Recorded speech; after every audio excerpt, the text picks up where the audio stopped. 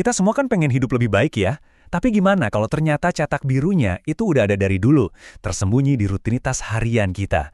Nah, kali ini kita bakal bongkar bareng-bareng gimana ibadah yang dimulai dari fajar itu bukan sekedar ritual loh, tapi ini adalah sebuah sistem yang lengkap banget buat kesejahteraan kita secara total.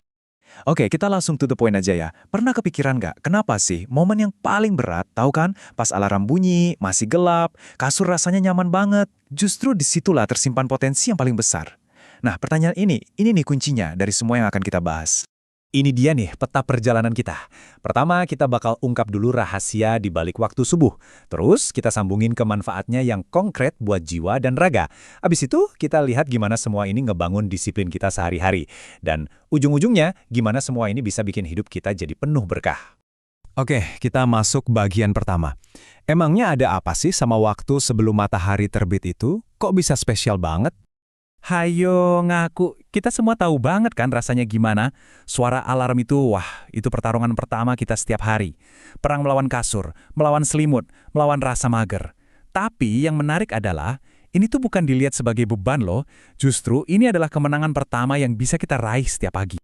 Nah, ini dia imbalannya. Perjuangan kecil kita bangun pagi itu ternyata ditukar dengan jaminan yang paling besar. Coba deh lihat, hadis ini bukan cuma kata-kata motivasi biasa, ini tuh janji. Menangkan pertarungan pagimu dan kamu akan berada di bawah perlindungannya seharian penuh. Wah, ini sih deal yang untung banget kan? Dan keistimewaannya nggak berhenti di situ aja loh. Momen subuh ini saking agungnya, sampai-sampai para malaikat malam dan siang itu kumpul semua buat nyaksiin. Pahalanya disetarain sama beribadah semalam suntuk. Dan yang paling penting nih, ini jadi kayak penanda pembeda yang jelas. Mana yang komitmennya beneran, mana yang cuma ngaku-ngaku aja. Sekarang kita masuk ke bagian yang seru banget nih. Di mana iman ketemu sama sains. Gimana ceritanya sebuah tindakan spiritual bisa punya dampak langsung buat kesehatan fisik dan mental kita? Penasaran kan?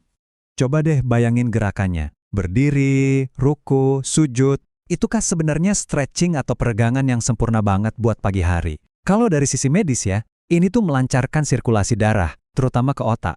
Otot-otot yang kaku jadi lemes. Intinya, ini ngasih sinyal ke badan dan pikiran kita, oke, kita siap buat hari ini.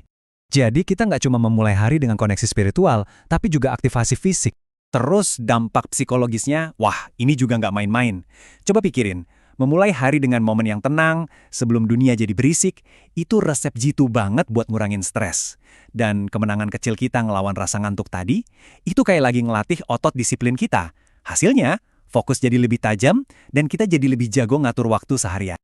Dan ini ngerangkum semuanya dengan pas banget.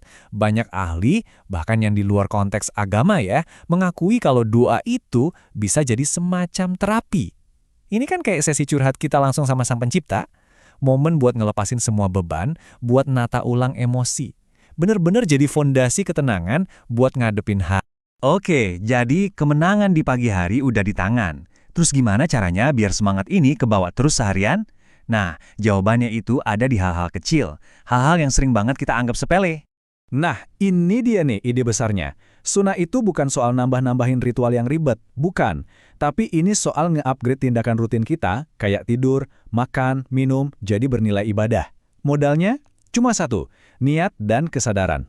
Coba kita ambil contoh yang praktis banget deh. Sebelum tidur, ini bukan cuma checklist loh ya. Wudhu itu membersihkan diri kita, fisik dan spiritual. Terus, mengebaskan spray. Itu soal higienis, berbaring miring ke kanan. Setiap langkah kecil ini tuh cara kita mengubah aktivitas biologis biasa jadi sebuah penutup hari yang penuh kesadaran dan makna.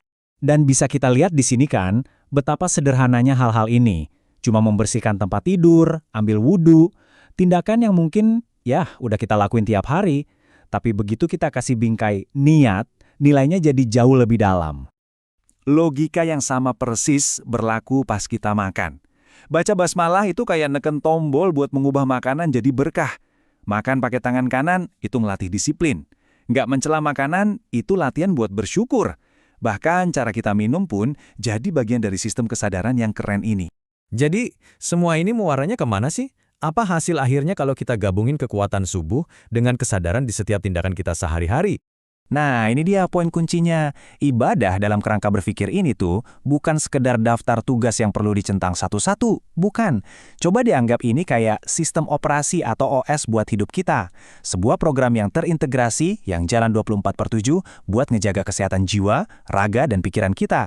Oke, jadi apa nih yang bisa langsung kita coba? Pertama, niatin buat menang di pertarungan subuh.